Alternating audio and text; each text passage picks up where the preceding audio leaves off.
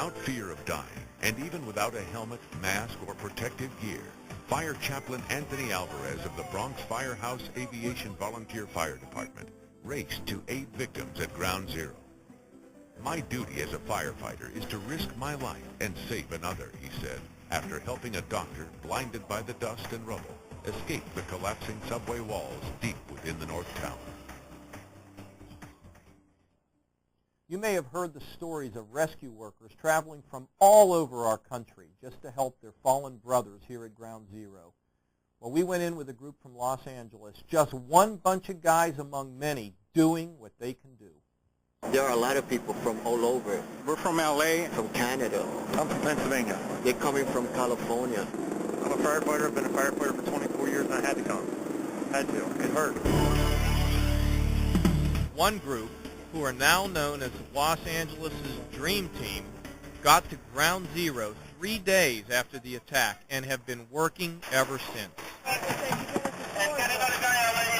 Something this the size of magnitude was incredible. That overwhelmed them, that we knew they were going to need our help.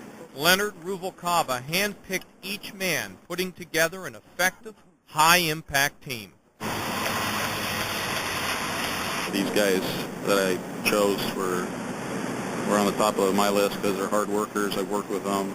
They're knowledgeable with all the essential tools you'll need to work out here.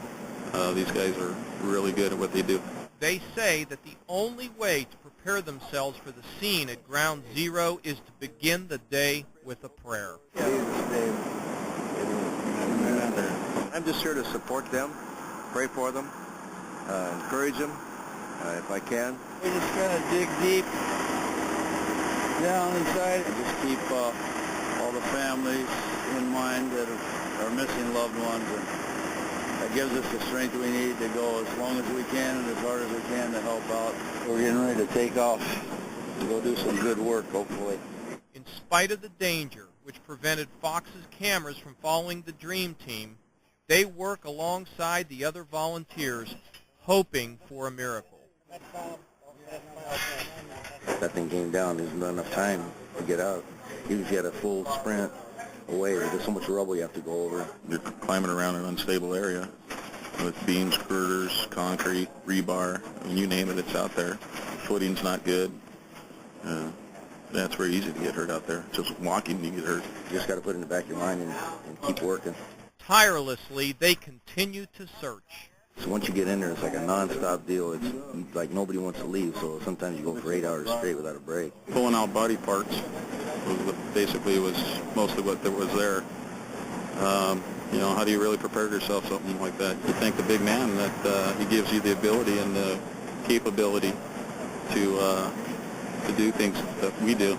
It's a pretty somber move out there. I mean, you're not going out there to talk and all that. You're there to do whatever you can. Sometimes it's frustrating. We've, moved a lot of rubble, but sometimes it doesn't even look like we dented it. But ultimately, they know they're making a difference. Good. I feel like we did a lot of good today. By the end of their shift, the men are exhausted and they're ready for rest. We'll have a steak, maybe a couple of refreshments afterwards, and do it again tomorrow. Like so many of the others working in the debris, the Dream Team refuses to admit what we all know. I don't think we're heroes. Being a fireman isn't just being a fireman. You go to work 9 to 5. We go for 24 hours at a time. And being a fireman isn't a job. It's a way of life.